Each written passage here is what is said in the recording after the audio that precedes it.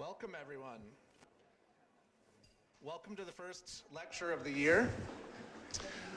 For those of you that don't know me, my name is Dodman. I'm the Dean of the College of Architecture and Design.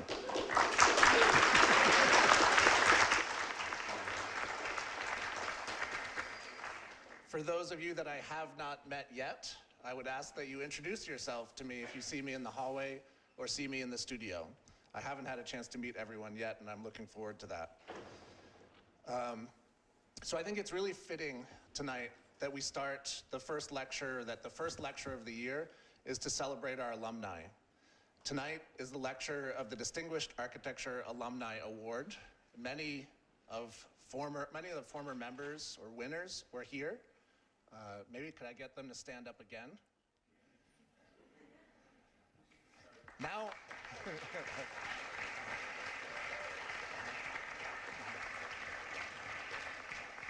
and then I was also, well, and Ben, I just saw you roll your eyes at me too, so. And then how about, I know that there's a number of other alumni that are here tonight. Could I get the other alumni that are present tonight to stand?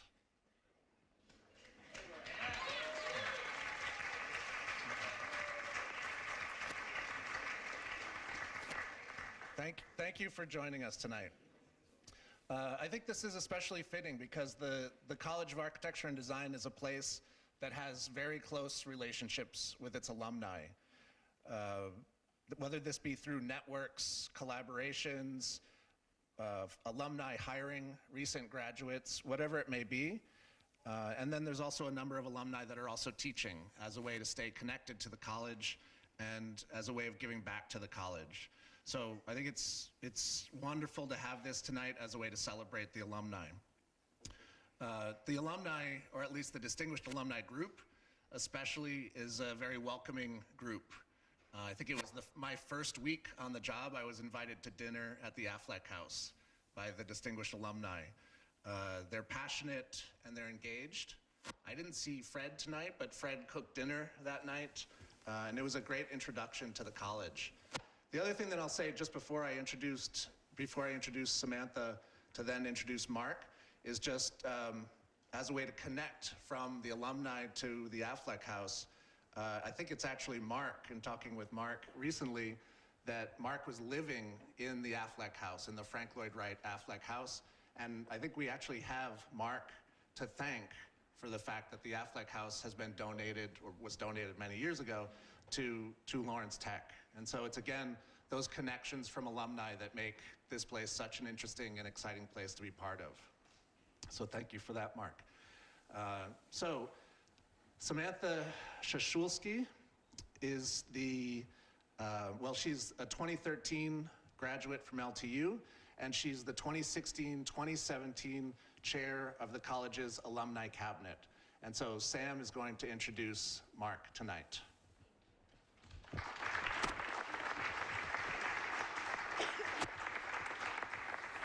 Thank you, Carl.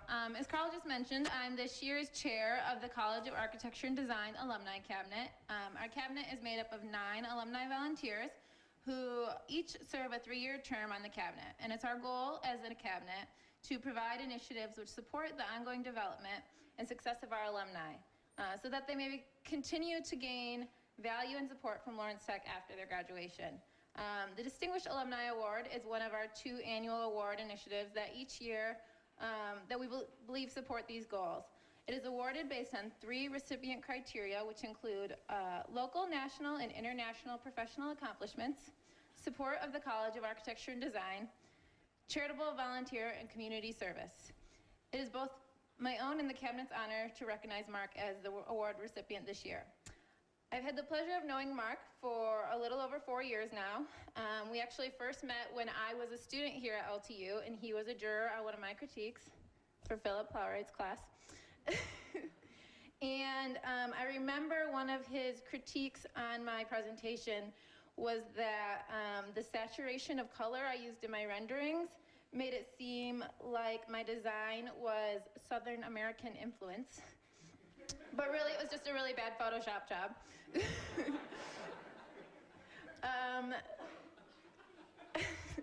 Mark and I crossed paths again when he contacted me when I was an AIAS board member here about making a donation. Mark then reached out with a check to support one student's full registration for an annual conference, and I believe he does that often for AIAS. I had the pleasure of working with Mark also for about 8 months.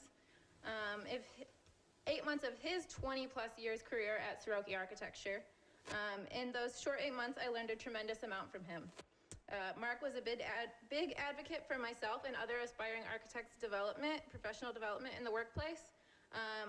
Although our time as co-workers was brief, the mentorship and advocacy and friendship has not been.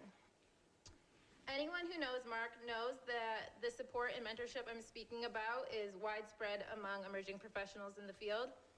He often takes individuals under his wings and makes himself available for advice and guidance. Mark holds 3 architecture degrees from Lawrence Tech, including 2 bachelor's and a master's degree in architecture, as well as a master's degree from the University of Cincinnati. He has taught at Mississippi State University, University of Detroit Mercy, and of course here at Lawrence Tech. In 2013, he was awarded the Teaching and Learning Using Technology Award for his online graduate thesis studio here at LTU, which is the very first of its kind in the country, so that's pretty cool.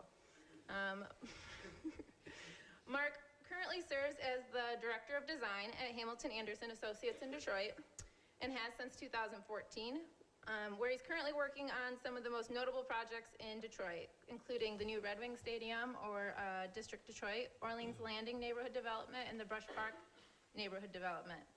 It is his design excellence as well as his passion for mentoring young generations of architects that I am confident secured him that position as well as this award. Without further delay, it is my sincere pleasure to introduce you to my colleague, friend, and mentor, this year's Distinguished Alumni Architecture Award, Mark Farlow. And I will also say that it is the 20th recipient of this award as well. So we've been doing this for 20 years.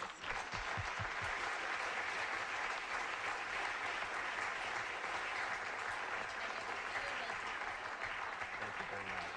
I appreciate that. Very kind.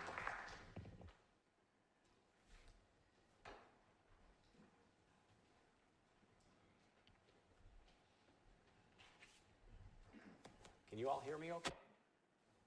Yes. Yes, sir. Excellent. Philip told me I would have about 4 or 5 hours to address you all tonight. Thank Philip for that. I thought that maybe this talk would be a little bit more like intellectual if Philip and I were going to do some sort of Cyrano de Bergerac and I would just mouth the words and Philip would actually utter them, and I thought that would be so exciting. At least for me, not so much for Philip. I'm waiting for it, Philip. Go ahead, throw it my way. Philip is the Sean Connery, James Bond of Lawrence Tech. You know, not Pierce Brosnan, but the Sean Connery, right? Can I ask that we learn about your work? It's out in the hall, Philip. Thank you, Philip. Thank you, Sammy. That was a lovely introduction. Our friendship and our professional affiliation is very meaningful to me. Actually, though, you're obviously not the only person that I do that for. And so tonight's talk, I think, is kind of a love letter, thanks to many people. But before I do that, you know, some people know me for pictures. Sorry, Philip. So we're just going to do this, and I'm going to post this on Instagram, because, you know, the view from here is pretty darn good. Okay, that's fine. So I'll post that later. I will make sure that I get your permission. Is that working? Can you turn the other one on? You want to do that? I'm sorry about that. Just give you the whole thing. There you go. Cheers. Can I use this? Yes, you can. Fantastic. My name is Mark Farlow. I am the proud recipient of the 2016 Distinguished Architecture Alumni Award. There are many people to acknowledge right now. Let's start with our new dean, Carl Dodman. On behalf of the College of Architecture and Design, its faculty, its alumni, and the Friends of LTU, welcome to Lawrence Tech. As an alum of the college, I am very excited to see you join our family. You know, Carl invited me to his office last week. It was a warm, friendly conversation with some laughter and some stories, filled really with the promise, I think, of very good things to come. I feel like I was maybe one of the first neighbors to crash the pad. It's a beautiful office. If you haven't been there, please make it a point, everyone, particularly our students, to go visit Carl. If you like books, or if you want to learn more about architecture through publications on architecture, theory, and history, Carl has an amazing library. You know, reflecting on that conversation, it was unavoidable to remember and recall Carl Greimel, the Dean of Architecture here for several of us, particularly for many of the previous recipients of the Distinguished Architecture Alumni Award. Carl Greimel was a warm friend and supporter of his faculty and his students. He was also a formidable presence here from 1974 until 1991. His deep voice still bellows in these halls for me. You know, it's easy for me to think of him today. He took me to Buffalo, New York to visit the Martin House, an exceptional example of prairie school architecture designed by Frank Lloyd Wright. He was probably the reason why I was the Masonry Institute of Michigan Scholarship winner in 1981. And when I think of leaders here at LTU, I often compare them to Carl Greimel. And I guess my parting shot on this thought is that the dean can play an important role in an ordinary student's life.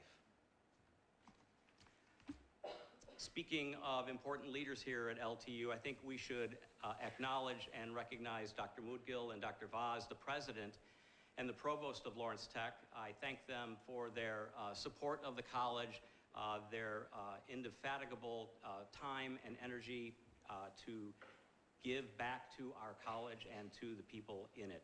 So I appreciate their role here.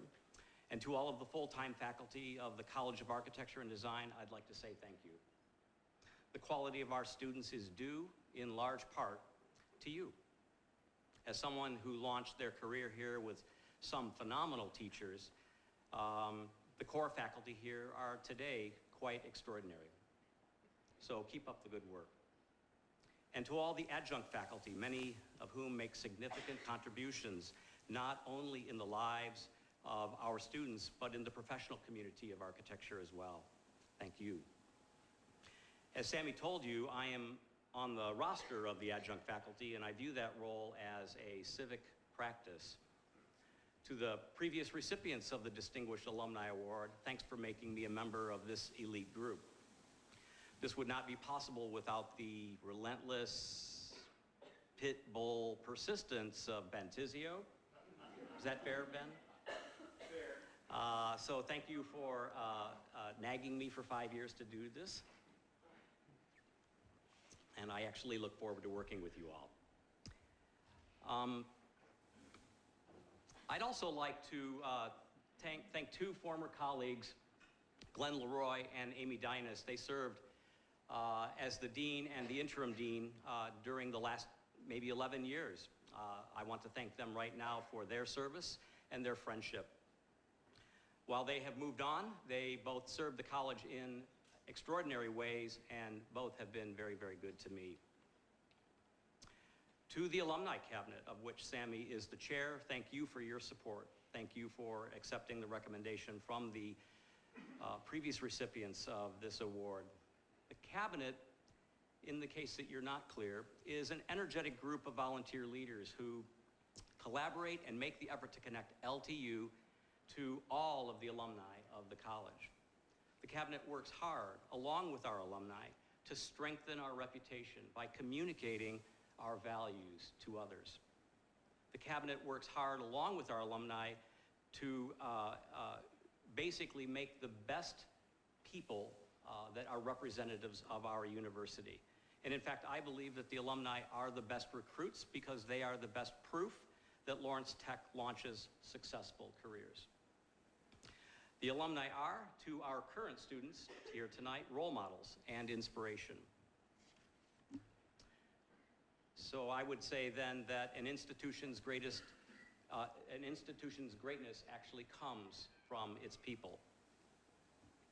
To all of the students here who I am pretty confident are being strong-armed to be here tonight, thank you for being an inspiration to all of us. We see your work occasionally as guest critics.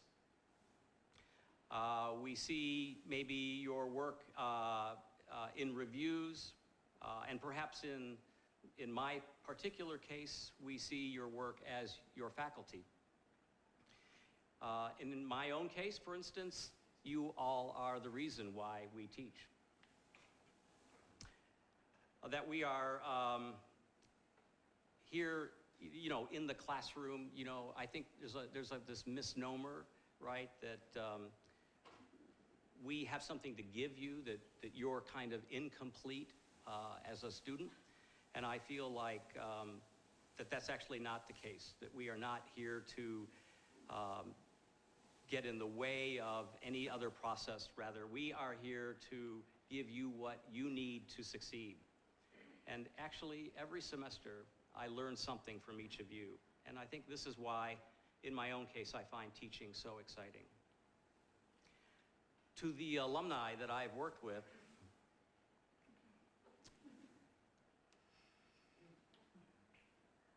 thank you for being here.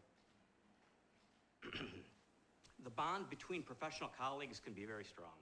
Their support and their presence here tonight is very much appreciated. You know, this is probably something that Julie could validate, but I believe that every architecture firm in the state of Michigan has an LTU alum. Finally, a warm welcome to my family and friends. Thank you for being here. Particularly my family, my mother and father are here, my brother and my sister is here, my wife is here. Tracy, thank you for being here. I love you all very much. So I thought you'd like to meet them.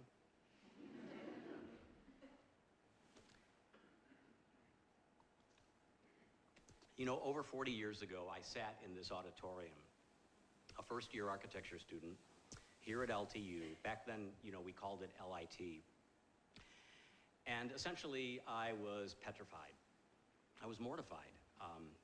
And I'm obviously haven't, like, gotten over that. But you know, I think about the past a lot. The 1970s were a very interesting time, I think. It was a time of nostalgia. It was a time of individualism. The author Tom Wolfe wrote a very interesting book right before he wrote a book on architecture, and that book was called The Me Decade. Yet, you know, the 1970s were a time of change and of possibility. And architecture then, I think, as I look back on it today, it reflected kind of a sensitivity to life on our planet. So I thought I'd, you know, tee up for you what architects, right, in the late 1960s and the 1970s were actually drawing and doing. And so I love this image, you know, of Walking City by Archigram in the UK, Super Studio, the Continuous City from Italy, and then House Rucker, Flyhead, and Yellowheart.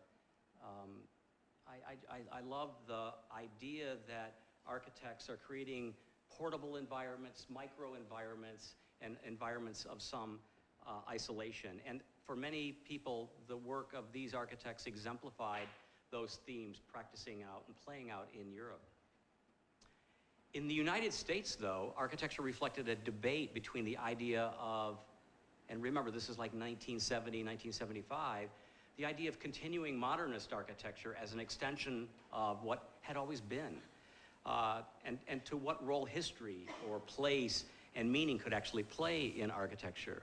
And so for most of us, the sort of chest-thumping, modernist, masculine architecture of the 1960s, the 1970s, looked rather like this. This, of course, is Boston City Hall. And that debate played out in periodicals and in practice. The work of two architects, though, two American architects, by the way, Michael Graves and Peter Eisenman, was fairly well documented in the 1970s, and I think it, in a way, forecasted the generation to come, the next 10 years. And all of this attention to these two American architects may have started in 1972 with a book called Five Architects. It was one of my very first purchases as an architecture student, and I suspect some of you are Googling it right now and finding it on Amazon at a fairly robust price of, I don't know, $250. Carl, am I close? You're checking it right now? I told you Carl has an amazing library. I read this book very carefully, perusing the drawings and lingering on all the pictures and all of these abstract white cubist solid void compositions. I loved them. I also reread Five Architects several times because the essays were very, very dense. Actually, it was a maddening thing for a young architecture student to even comprehend back then. The writing was foreign to me. It was incomprehensible, really. But this book indicated, I thought, a possible shift of where architecture might be going, and that was kind of intriguing to me. Now, these two architects were not the most prolific architects in the 1970s. That distinction would go to Mies van der Rohe, Le Corbusier, Alvar Aalto, and Louis Kahn. The mature work of these four architects would influence architects well into the coming decade. Now, we should remember, of course, that Mies and Le Corbusier passed away in 1969. Louis Kahn died in 1974, and Aalto died in 1976. The legacy of their work, though, and the way that our faculty in architecture school regarded them was pretty much the environment that we as architecture students felt and breathed in. And I think that the work of these legacy modernists was arguably the best stuff being built and designed by these architects in the very winter of their career. So in 1978, with a brand new Fiat car, this was like the first iteration of the Fiat when they were really crappy, I was inspired by their work, and I drove to New England all by myself to visit every building I could that was designed by each of these architects. I created, in a way, my own school field trip. I saw the work of those modernist masters, and I was awed. I also visited several pieces by Marcel Breuer, Roche Dinkeloo, Paul Rudolph, and Philip Johnson. And you know what's interesting is all of those firms have buildings right here in Detroit. Seeing architecture in person can be deeply moving. So even today, whenever I talk to students in reviews, or whenever I talk to my team at Hamilton Anderson, or whenever I talk to students in my own studio, I encourage our students to travel, telling them that wherever they go, whether it's Sydney, Ohio, or Istanbul, Turkey, they're in the presence of architecture, and it's just there for you to see and to take in. And I came to learn in school and through these processes of traveling that these are things that you can only know by experiencing them, by being there.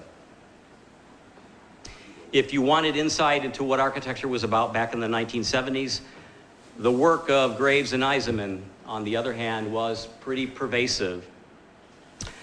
Every architecture magazine article seemed to be about them, and every design award seemed to go to them. It was exciting at first, the people that you were hearing about in studios and the people that you were seeing drawings and models of in their own work was the nascent sort of way that we took them in, but then their work was validated by awards from the magazines like Progressive Architecture and AIA Journal, the magazines of that time. And at the end of it all, though, I think by the end of the decade, the fact that they won all of these awards became somewhat predictable. But they also lectured everywhere, and I saw them both lecture here. In 1976, I sat in this auditorium. I sat right up there listening to Peter Eisenman lecture about his work. He spoke about the houses he had designed, and this room was absolutely packed. House 6 was the house, the one piece that he talked about that was kind of intriguing to me. I was really fascinated by this house, and he talked about it as if it was an experiment. He would say to our group, he said, what is a facade? And why should the facade be on the outside? He also elaborated that, he said it was a design that was based on the inversion of Gestalt principles. And I was like a first-year student, and I thought, what in the world is he talking about? And that kind of stun was really, really significant. And it caused me to think about his work a lot over the coming years. We had the chance, as you remember, to visit the home a few years ago, and that was a pretty interesting thing. It's up in Cornwall, Connecticut, and I think it's actually a lot smaller than I had imagined, and I think it was a very beguiling experience at the end of it all. And to see it in person, and to meet the homeowners, Richard and Suzanne Frank, kind of humanized the house, which of course Eisenman didn't really want to do when he was talking about it here in 1976. That night in '76, he talked about House 10. He numbered his houses with Roman numerals, in a way detaching the romance and the sentimentality of a homeowner and their budget to the object that he was really focused on designing. What was interesting about House 10, it had its own book, right? And in that book, we learned that this house was intended to be built for the Aronoff family here in Bloomfield Hills, up on Squirrel Road. That never happened. The Aronoffs fired him. But I thought that it was worth buying that book, and I looked at that book. I get a bigger migraine reading it and looking at the drawings there than perhaps 5 architects. And here's why. It was a house that was based on an inaccessible void, a room that you couldn't go into. And I thought, this is ridiculous. This is crazy. But, I was under the influence, right? I had sipped the Kool-Aid. Because it was exciting stuff to think about on top of all the other stuff that we were learning in school here and that we would eventually be responsible for, when we finished. But then I was a graduate student at Cincinnati, and I was in a seminar, and Eisenman was there for a week. Scott, this was like 5 years before he got the big commission, and I think he was there to foam the runway for that job. But in any event, he was our instructor for a week, and he was still kind of formidable to me, and in a way, he reminded me a little of Carl Greimel. So I boldly took my copy of House 10, and I walked it into the seminar, and I asked him to autograph it. I was essentially praying at the fountain. And anyway, he signed the book in a very deliberate 3-minute act of showmanship. Then, while attending a lecture by Michael Graves here in Detroit, I introduced myself and mentioned some mutual friends from Cincinnati, which is his alma mater as well as mine. And he obliged our meeting with some sketches in my monograph. And when I approached him, it was very interesting. Nobody was talking to him. It was as if nobody even knew he was there or that they even recognized him.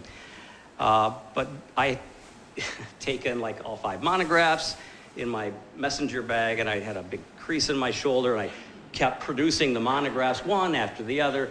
And he just stood there with this brush like magic marker and drew. 5 minutes of drawing. And it was really quite wonderful. And by the time he had finished drawing all of these autographs, he had drawn a large crowd. He had signed my book by sketching a folly of whatever it was, and he was clearly, lost, right, in the process of drawing. He goes, what should I draw next? He asked me, and I'm like, I have no idea. But Eisenman, on the other hand, deliberately opened the book to a blank page and took out 2 fountain pens, one red and one black, and then signed everything in black. I'll go back to it because it's really ridiculous. Signed everything in black, leaving the space where the red N is, and then put the black cap back on the black pen, took the red cap off the red pen, and signed it, and then dropped the N in.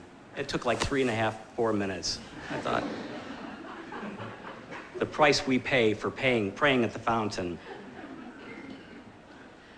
But I think those 2 events and how they signed those books, in a way, says a lot about who they are. And it says a lot about how they think about architecture.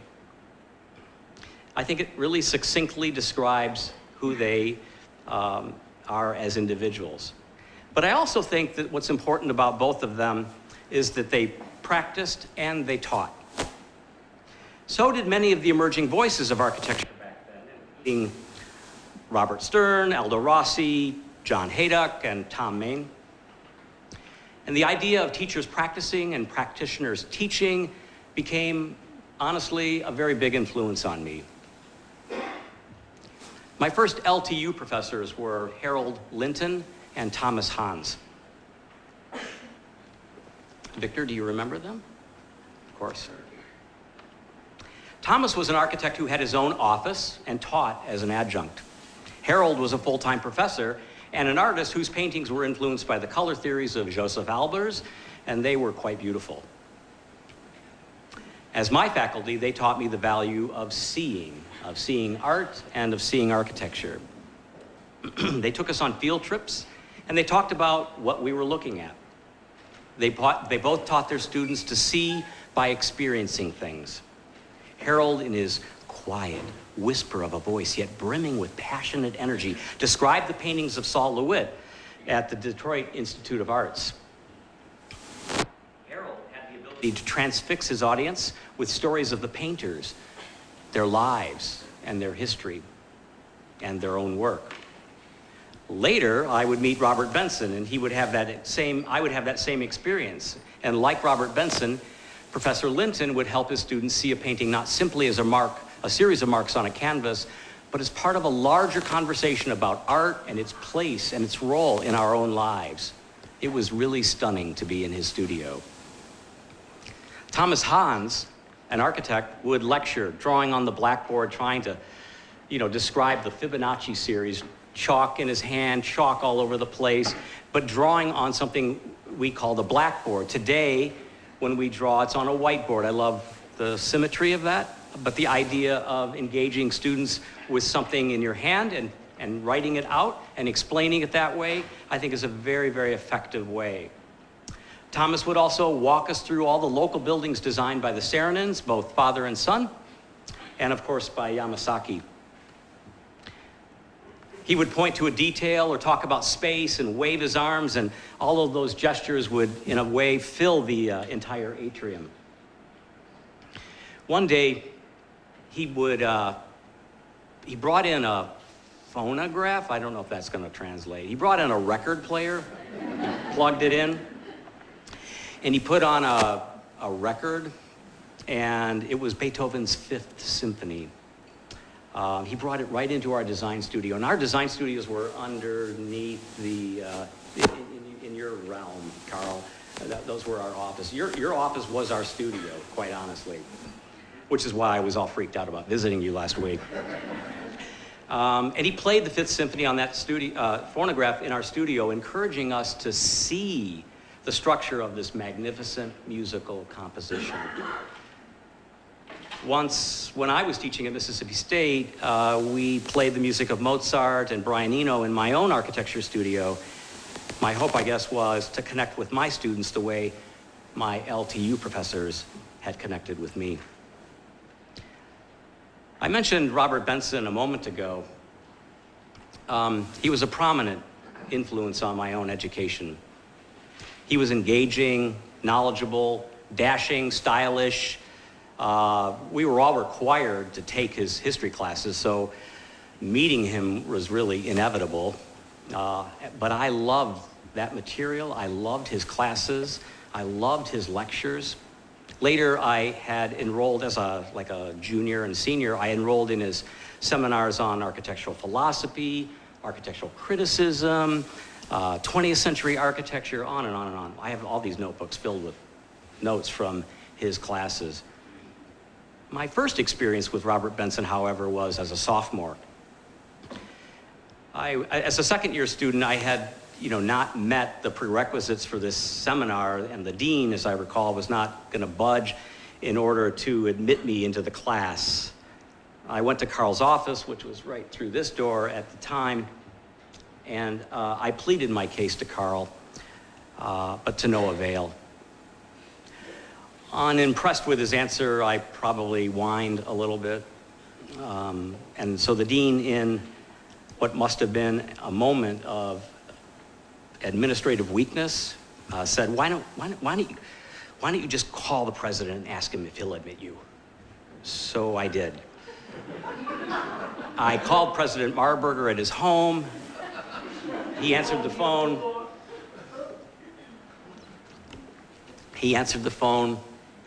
I knew it was him. He has an unmistakable voice.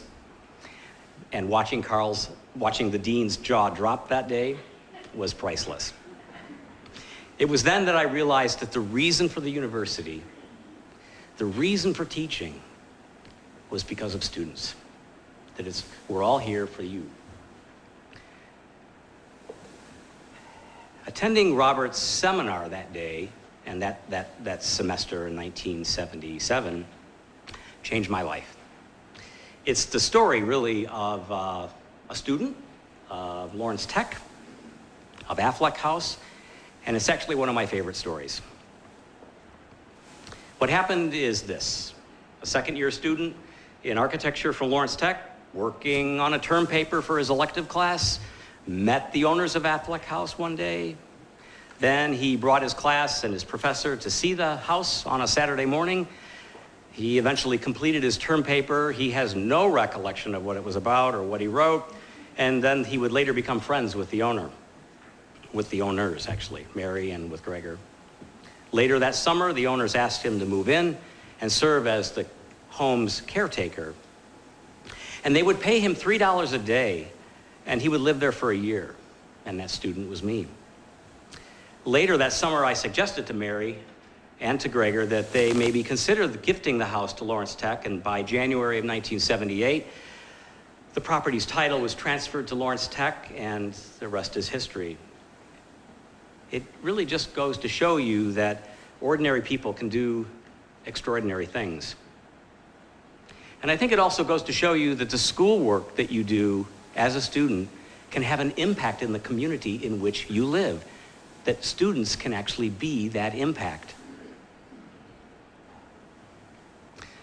My mom's here tonight, and this is her favorite property, so I'm just gonna let her take these in. We really have the alumni, distinguished architecture alumni recipients to thank, and particularly Ben Tizio and Frederick Butters for marshaling so much money and hard work to improve this property to the state that it's in. We also have Gary Casada, a friend of Lawrence Tech, for these beautiful pictures. I do hope our faculty takes our students there. It's an enchanting place. That was my bedroom. As you can see, the Affleck House really is a beautiful place. And being the 20th recipient of the Distinguished Architecture Alumni Award means that now I have the chance to work more closely with a larger group of distinguished alums who are really responsible for this property's care. Oh, God. So this is a wonderful picture of my siblings and dorky me celebrating Thanksgiving at Affleck back in 1977. I just want you to realize that this may be the only picture of me wearing a turtleneck. Another influence on me came in my senior year. Catherine Beebe was invited to teach a special urban design studio here at Lawrence Tech. I enrolled in your studio because the project was to focus on Detroit, and we were going to have Edmund Bacon as our professor. He was going to fly in every 2 weeks in our 10-week semester. Now, Edmund Bacon, as you may recall, was the former planner in the city of Philadelphia. He was also the author of our textbook called Design of Cities. And interestingly enough, in the late 1950s, Edmund Bacon was also the planner here in Flint. So having him come into our studio every 2 weeks was really pretty nifty. And the idea that faculty can come in as adjuncts and bring friends along with them to our studio began to, and they could be from anywhere really, began to play a big role in my own architecture studios. The studio that we had with Professors Beebe and Bacon was also important to me because it looked closely at Detroit. And this was really the first time we, as architecture students, had a chance to look at a site in the city. My fascination with Detroit probably began visiting Santa Claus at the J.L. Hudson building or taking the bus to see the Detroit Public Library as a middle school student. Or maybe it had to do with visiting the Michigan Consolidated Gas Building with Thomas Hans, a brilliant building designed by Yamasaki. Or maybe it had to do with visiting John Portman's new experiment transforming a Piranesi drawing into the Renaissance Center. Or maybe visiting the Guardian Building, Hart Plaza, Greektown, Soup Kitchen, right? Any of these places saw me as an architecture student visiting them, sketching them, and photographing them. Detroit became very special. And it came to play a huge role in my career when I joined Hamilton Anderson. We'll get to that in a moment. The studio with Beebe and Bacon was a first in another way. It was a group project. We would work in teams, like we do in offices. And the experience taught the value of leadership. It taught the skills of collaboration, experiences that we would later appreciate once we graduated. One more thing, the late Edmund Bacon is also the father of actor Kevin Bacon. So in a way, LTU and Kevin Bacon are separated by only 1 degree. And I hope it's not an architecture degree. All of these faculty played a big role in my life. All of my LTU faculty did. Bacon, Beebe, Hans, Linton, Benson, actually many more, including Professors Joe Savin, Patrick Corcoran, Russell Dixon, Bob Champlin, Will Allen, and my thesis professor, George Zonars. I could go on. It's easy, really, it's really easy to look back at these times with fondness. But you know, actually for me, LTU wasn't that easy. And in case you forget, right, architecture is actually really hard. And I was an ordinary student, living at home, and paying my own way through college. Yet LTU gave me an extraordinary set of opportunities, and so despite those obstacles, I cherished all of them. LTU gave me confidence and poise. It's failing me right now, but it gave me confidence and poise, and it gave me an excellent education, and all of those friendships have lasted for a lifetime, by the way. So, inspired by my professors at Lawrence Tech, the decision, and I don't know what I was thinking at this time, the decision to stay in school seemed a good idea. So I enrolled in the University of Cincinnati and pursued a master's degree in architecture. And I studied with the likes of John Meunier, William Whittleson, Jonathan Rees, and my thesis mentor, John Hancock. And working with them and teaching at Cincinnati, which was a really brilliant idea, cemented my passion because I loved learning and I loved teaching. I also met some pretty exceptional students there because I had my first architecture studios to teach at UC. Many of my students would mature in their own careers and become very significant leaders in the community. In 2008, the UC students that had me as their first-year professor held their 20th class reunion, and they invited the late Professor David Nyland and yours truly to be their special guests, and we got to speak to the group. That night over dinner, many of the students came up to me later and said how much our time together in first year meant to them. Teaching can be very humbling. And I loved teaching so much as a young person that I had this harebrained idea that I would pursue a career in academia.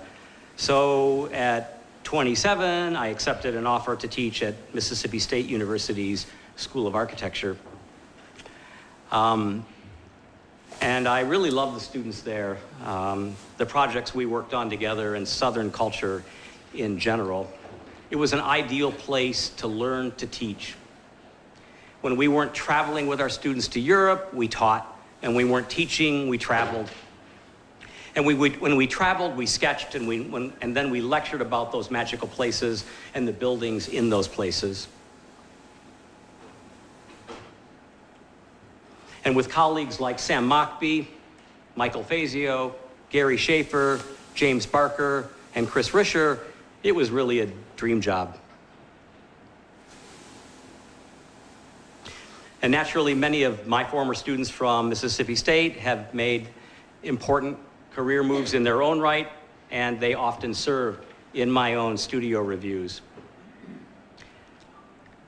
But the best part of teaching at Mississippi State was teaching with Martin Schwartz. Sorry, Marty. Marty, as I call him, Marty and I became close friends. Carpetbaggers, really, teaching together, traveling together, even serving together on a faculty exchange between Mississippi State and Plymouth Polytechnic University in the UK. It's no coincidence that Martin moved to Michigan after I left Mississippi. 6 years ago, Marty called me one summer afternoon to run an idea past me. He and Ralph Nelson had been putting the finishing touches on the online graduate program here at LTU, and they needed a faculty member to teach one of the online studio sections.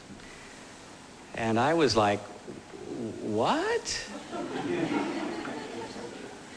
And he was like, yeah, I'm not really sure how to explain it to you either, but we're here to support you.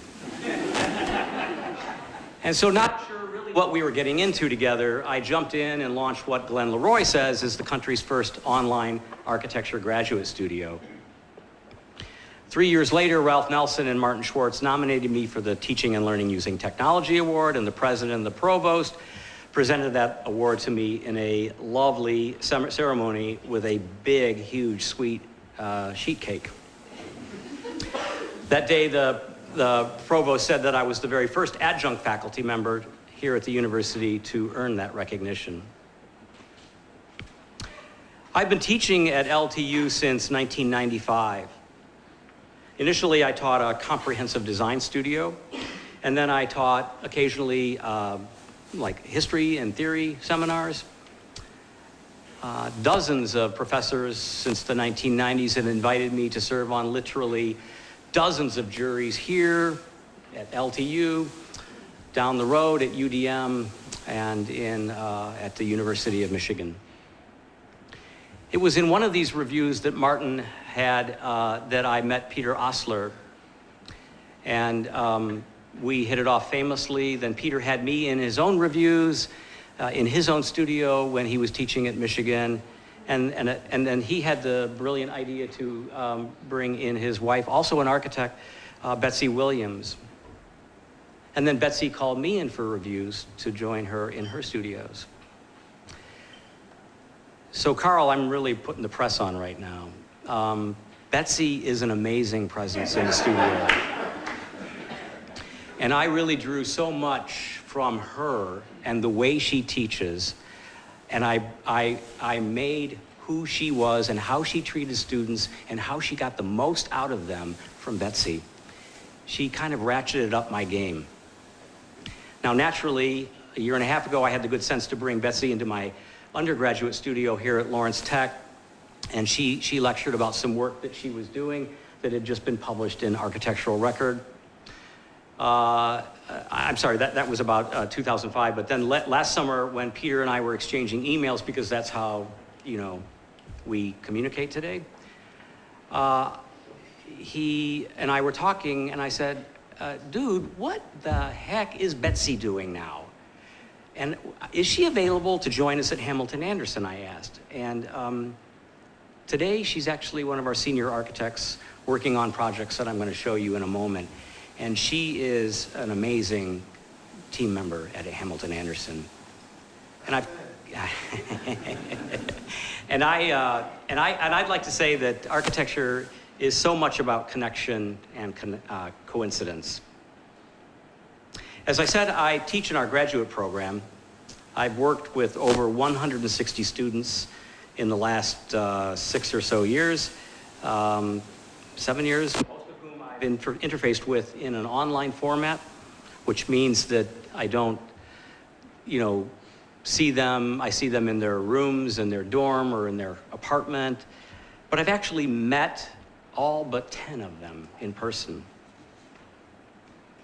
We have in our studios pinup reviews. We're matchmakers, right? We bring two faculty members together. We have juries. We even take field trips.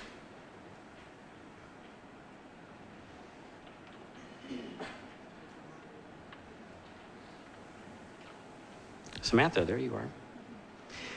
I currently teach the Advanced Design Studio here at Lawrence Tech, our core graduate level architecture design studio. Initially, my studio projects were located in cities where my students lived. Basically, the students taught us all about their own hometown. They elaborated on how their cities could evolve and improve by the application of their own design ideas.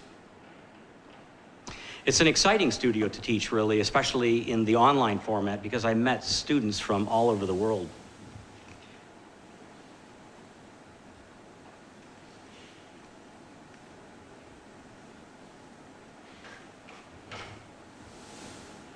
I've worked with students from Toronto, Columbus, Chicago, Traverse City, Minneapolis, St. Paul, Shreveport, Portland, Anchorage, even Hong Kong. The Hong Kong student would wake up in the morning with me, and I'd say goodnight to him in the same day. Several of my students have taken their work forward to engage their local community leaders. One student even submitted his own project from our studio to a housing competition, and he won first prize. He was even interviewed on CBC Radio 2. Another student took his project to local civic leaders in order to guide the direction of new development in his hometown here in Belleville. Teaching is the counterpoint to practice, and practice informs studio, and studio informs my practice. Speaking of practice, you must know that I am exceedingly proud. 2000. In my time at Victor Soroki & Associates, I learned important design skills, business skills, technical skills, construction skills.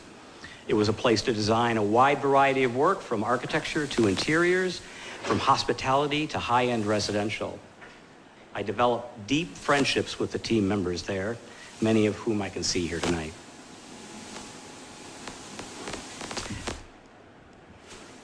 Sadly, some, like Randy Secondino, also an LTU alum, are no longer with us.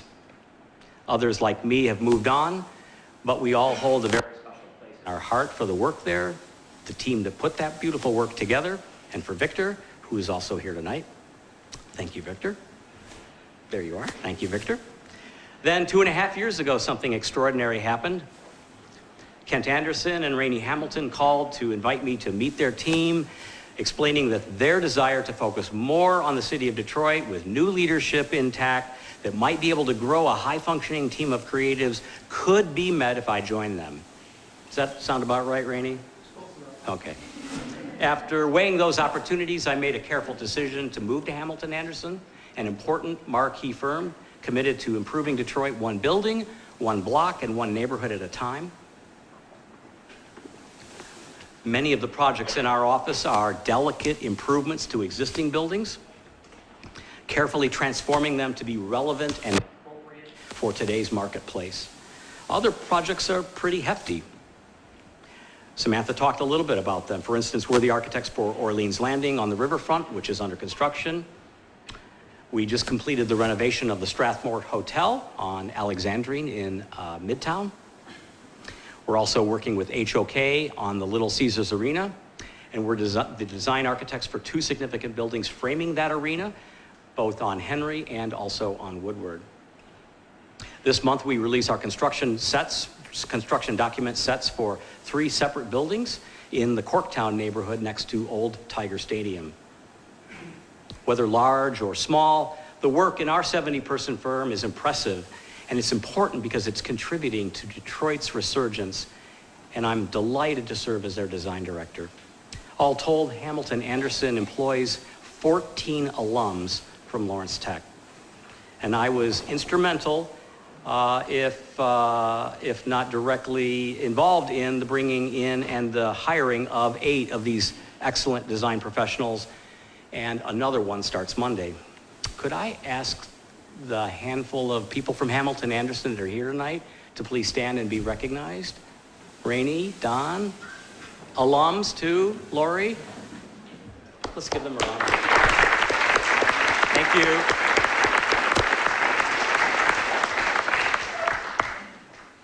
Last year, Hamilton Anderson entered an international design competition, Missing Middle Housing, and we snagged a 2nd place award from AIA Michigan. I became very intrigued with the approach our team took to this important question of fair housing in Detroit, and how to bring a fresh, innovative approach to this vexing problem. So much so that I completely recast my Lawrence Tech studios, and now we look at missing middle housing in Detroit. But first we'll snack. So my current online studio, last year and this year, looks at housing and the properties in North End, just north of Detroit, in the city of Detroit, but just north of downtown. And then in my, I want to show you some of that work, actually. So I want to give you the character, the flavor, if you will, of North End, and some of the work by our students. Then in my first year at Hamilton Anderson, we were invited to partner with Bedrock and submit a request for a proposal, what we in our industry call an RFP. And that proposal would look at 2 large parcels totaling about 9 acres of basically vacant land that had 4 heritage properties on it. All were in a fairly dilapidated state. And this land was owned by the city of Detroit, and they were anticipating offloading it for the best value. And in that proposal, we looked at both of those large parcels in historic Brush Park and introduced a dense scenario of 5 different housing types, including the historic properties, and inserted them into the 9 acres. And in the spring of 2015, the Bedrock proposal was selected, and our solution for the master plan, the landscape architecture, and the architectural design was met enthusiastically by Detroit's new planner, Maurice Cox. He called the plan flawless, and he wasn't the only one. 3 months later in June, the Congress of New Urbanism, the CNU, as Mark Nikita knows, was holding its annual conference here in Detroit. And they awarded their top prize to Hamilton Anderson for the Brush Park design in the CNU's Charter Awards. Since then, we've been working very closely with Bedrock to bring the buildings that we're responsible for into construction documents, 2 apartment buildings and a residential townhome hybrid building, and those drawings are to be completed this fall. I'd like to invite you all to walk down to the gallery, the top row of renderings in the brick hall, if you will. The brick gallery are relative to the Brush Park Bedrock parcels, but we'll look at some of them on the larger screen here. All of these renderings were done by Hamilton Anderson, but all of the architecture is by a whole bunch of other firms: Merge Studio, Loha, Studio Dwell, and Christian Hertien Architects.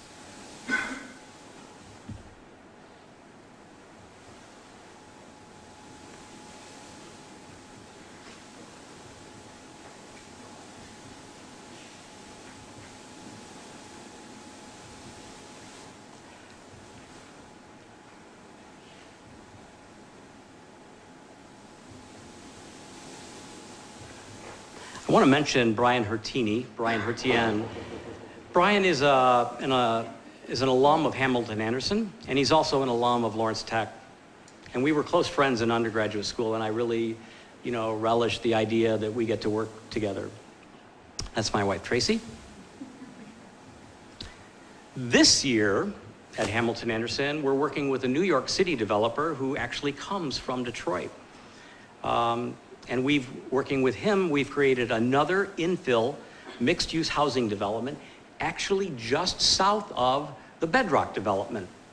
It's on separate sites, separated by brush, and these are some of the drawings that we've created for a recent Historic District Commission submittal, and many, but not all of the drawings are in the hallway. We kind of ran out of room. So I'll just go through them very quickly, and you can look at some of the graphical and architectural work that we are capable of.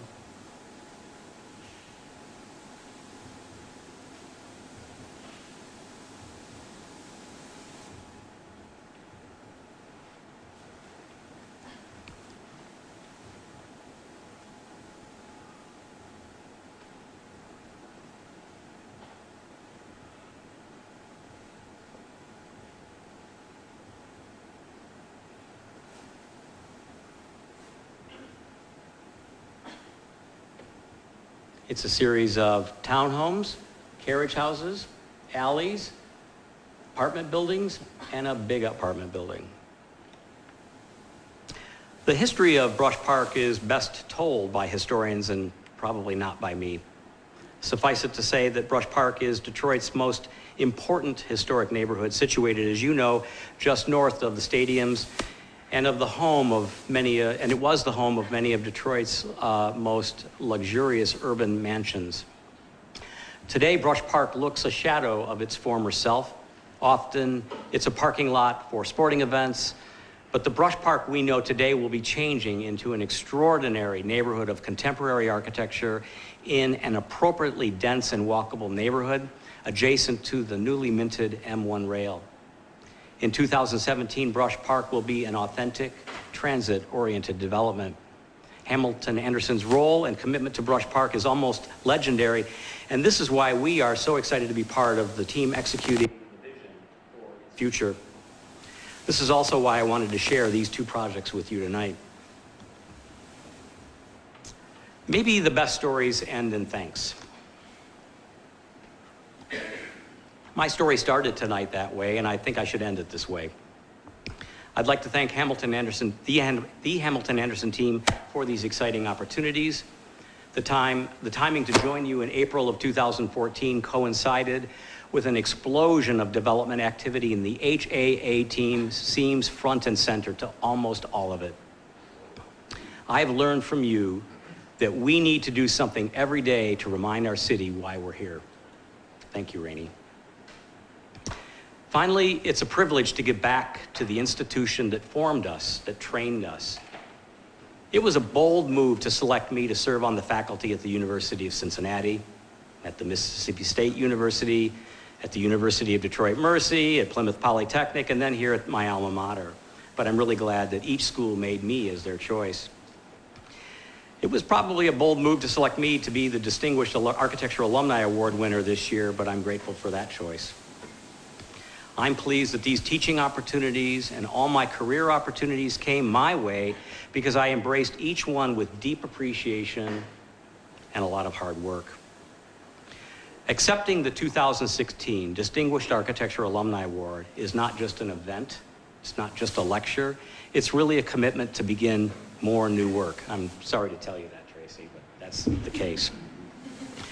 Tonight, you've given me the most special moment of my academic and professional career, and it's a really long career. The LTU Distinguished Architecture Alumni Award is a pinnacle award for which I am endlessly proud to be this year's recipient. With this LTU award and the expectations it represents, I pledge to be an even better alum. As a faculty member here, I will continue to be a tireless apostle of hope for our students, a hope that we can be better, that we can work harder, and that there is true potential in each of us. Perhaps the best returns may not be in financial gains, but in the investment in human capital. I am a believer in the next generation of architects, and I'll continue to work with them to make our profession even better. Thank you.